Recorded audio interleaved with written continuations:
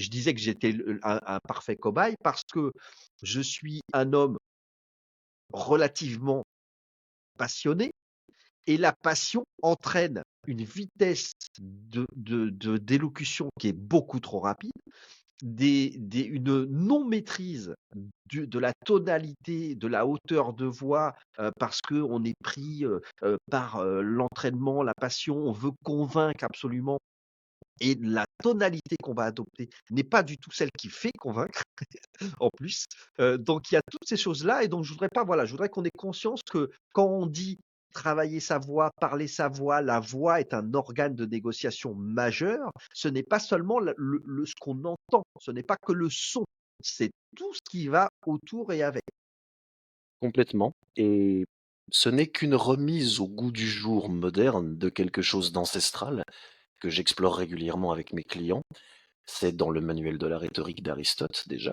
La rhétorique se compose de 5 étapes dont l'élocution et la diction qui sont dont pardon, l'éloquence et la diction sont 2 étapes distinctes et ne sont que 2 étapes. L'éloquence, c'est l'étape 3 et la diction, c'est l'étape 4. Il y a 2 étapes avant et une étape après. Donc c'est un univers où tout compte, la le physique dans la formation, l'articulation, les bruits de bouche et le ton de voix, mais évidemment en amont la qualité des arguments choisis et leur disposition argumentaire, et en aval la capacité de mémorisation et l'extrait sec résiduel de ce qu'on a dit qui, s'il est nul, ne sert à rien. C'est en réalité, c'est complexe mais pas du tout aussi mystérieux que ce que l'on croit.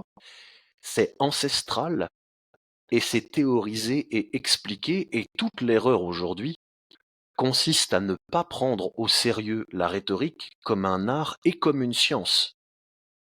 Alors que, je le rappelle souvent, dans les 6 arts majeurs de l'Antiquité, qui ont donné les 6 muses avant que dans l'époque moderne on dise le 7e art pour le cinéma, il y en a au moins 2, Calliope et Polymnie. Et et on peut argumenter qu'il y en a même une troisième, donc entre un tiers et la moitié des muses dont les arts sont sur l'art oratoire. Que ce soit théâtral ou poétique ou ou simplement, entre guillemets, «la parole pour la parole». Donc ce n'est pas un emballage optionnel, la forme vocale et verbale. C'est au cœur civilisationnel de ce qui a créé ce que nous sommes. Et je reviens toujours sur, cette formulation qu'a eu un jour un de mes clients experts comptables.